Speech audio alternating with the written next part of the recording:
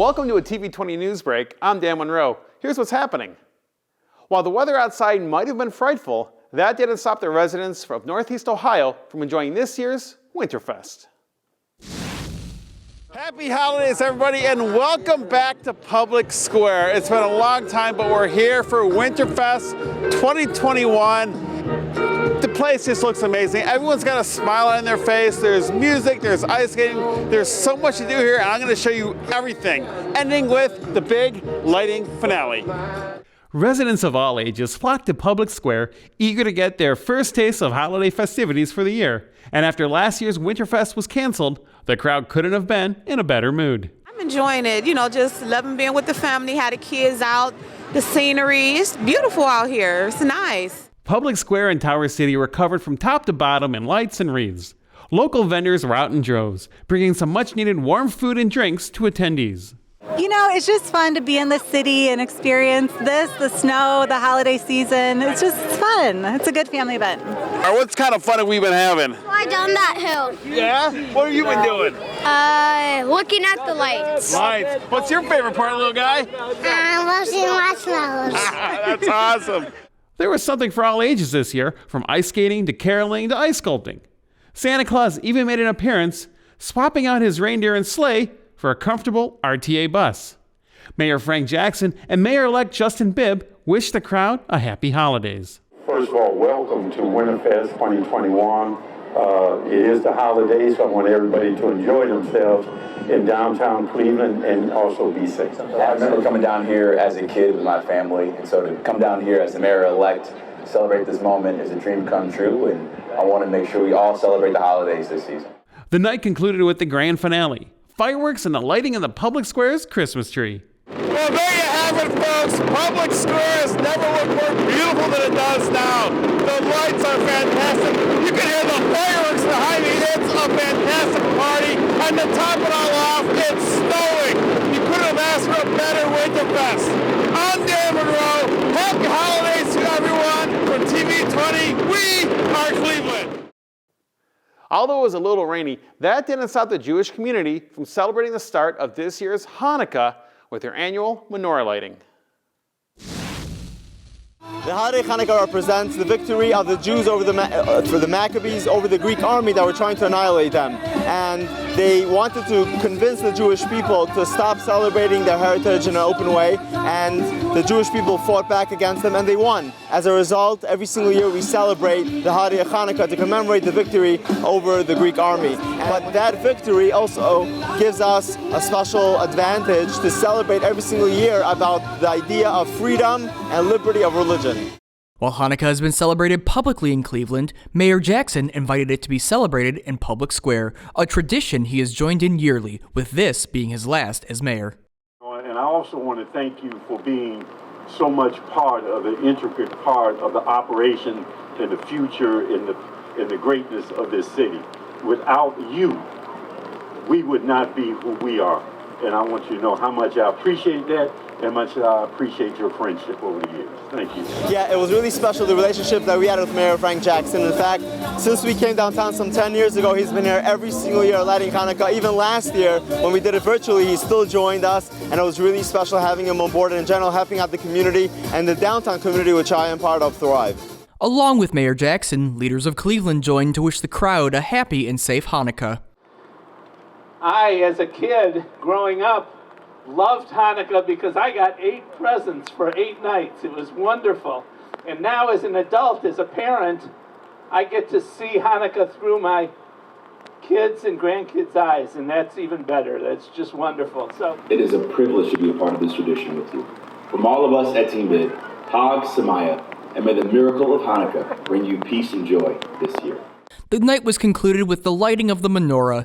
Mayor Jackson was invited to light the first candle to mark the start of Hanukkah. To learn more about downtown Cleveland's Jewish community, you can visit downtownshabbat.com. Even as the United States has near record number of job openings, candidates with felonies or misdemeanors on their record still have a tough time finding full-time employment. However, the Center for Employment Opportunities in Cleveland is working with formerly incarcerated individuals to help them secure employment. So CEO has been in the Cleveland area for about 4 years now. CEO itself is 50 years old, started in New York 50 years ago. Since then, we've branched out with 32 different locations. That includes Cleveland. We are the largest nonprofit in the United States working with justice-involved individuals. So that's men and women that have some type of record, probation, parole, or that have just been involved with the justice system in some way.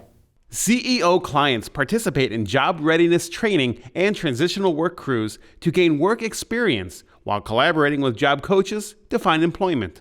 There are vast resources here in the community, and one of CEO's goals is to make sure that we identify the opportunities and then connect our people to the opportunities and then connect them to jobs. It's a vehicle to help you get to where you're trying to go, okay? And that part is very important, okay? And if you understand that, you will be successful. So when a participant comes to CEO, they first attend our cognitive behavioral intervention orientation. We call it Pathways to Employment. That's with Jamal Martin, who is our Pathways to Employment educator. So they come in, they'll spend 2 days with Jamal Martin in a paid orientation. After that orientation, we have them right on one of our transitional work crews. We have site supervisors who are with them every day, helping develop their soft skills. Once they leave our transitional work crew, because everybody only works 4 days on the transitional work crew, they'll come in and meet with our job coach, Yvette. Yvette is with them for about an hour. She works on interview skills and answering the conviction question. During that time, we identify different areas of opportunities or barriers. So if someone needs housing, if someone needs internet, if someone needs food, those are all things that we help with during the job coaching. And we also help manage the money we pay people every day. Once somebody's ready to be placed in the job, they then meet with our business account manager, Ken. Ken then places that person based on the skills we've identified into a perfect fit job. So that way they have a sustained employment. An estimated 600,000 people come home from prison every year. With a job and support, they have a chance to succeed. Research shows that within 3 years of prison release, up to 70% of the individuals released will recidivate. So that means within 3 years, up to 70% of the people that are released are going to go back to jail. And so our goal is to immediately impact that 70% when they first come home. On a yearly basis, we serve around about 100 individuals here in Cleveland on a yearly basis as an entire group. The CEO group with all 32 locations serves over 8,000 individuals throughout the country. This year, though, we have upped our goal from that 100 person mark to reach somewhere around 150 individuals this year. We really want to get close to that mark and continue to grow because we know the need is so great in Northeast Ohio. For more information on the Center for Employment Opportunities, visit their website at ceoworks.org. We'll be right back with more TV20 News. Young brother, if you pick up this to settle a petty dispute or beef over a girl or perceived diss or territory, there are only two places you will end up. Either in a 6 by 8 foot hellhole known as a prison cell, or here in the cemetery, in an even smaller kind of box, a coffin. We don't need another tombstone, street corner shrine, vigil, or mother in tears wailing about how the son she loved died alone in a hail of bullets on a cold, dark city street. We've had more than enough of that. What we do need, however, are more young men who go on to become business owners, doctors, lawyers, and teachers. More young men who live long enough to become great fathers and grandfathers. Knowing how to load and cock a pistol and pull a trigger doesn't make you a man. So don't settle your arguments with a gun. Talk it out. Don't shoot it out. We give a damn about you. Your life matters.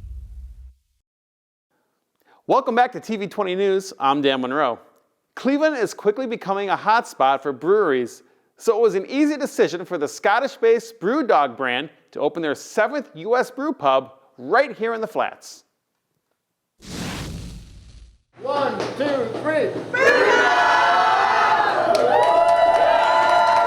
It's so exciting to be here for the ribbon cutting of BrewDog. One of the first major investments along Thunderbird. The peninsula is really starting to skyrocket. We have a lot of projects on deck that are coming out of the ground, but This new brewery is just one of the great many craft breweries we have in Cleveland, and we've really become a reputation of having wonderful high-end brews, and we're really excited that they're opening here today.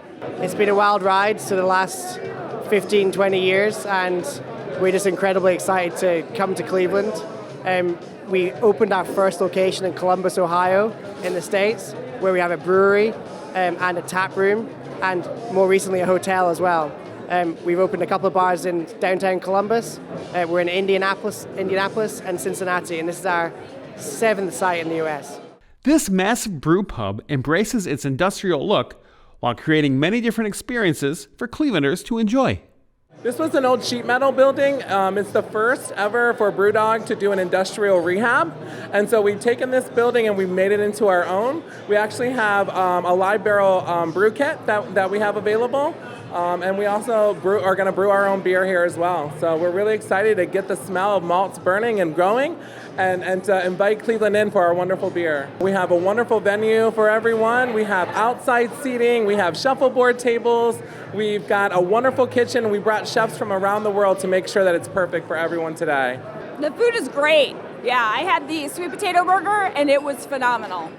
The first 100 guests at the door were entered into a raffle with the chance to win a trip for two to Las Vegas, an overnight stay at the BrewDog House Hotel in Columbus, or a $100 gift card to BrewDog Cleveland. I got my kids on the bus and I got here about a little before 9. I took work off today I dragged my husband here and I said, we got to do this. Like he home brews, so we're both extremely excited. And I got my first chance with BrewDog when I went to Iceland and got to go there the week they opened, and so I had to be here.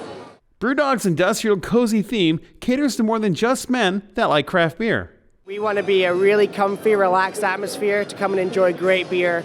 Our staff are really passionate about amazing beer, and they want to talk to you about your favorite beer, what beers you like, what styles of beer you like, what flavors you like, and you can taste anything on tap. Come and talk to our bartenders, and they'll find a beer that you love. Finally, Cleveland City Hall kicked off the holiday season with their annual Christmas tree trimming celebration.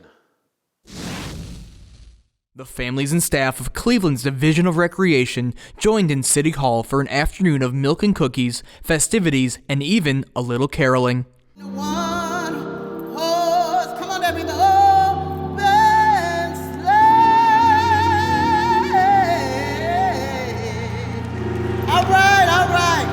Just want to say Merry Christmas to everybody and hope you all have a blessed and safe holiday.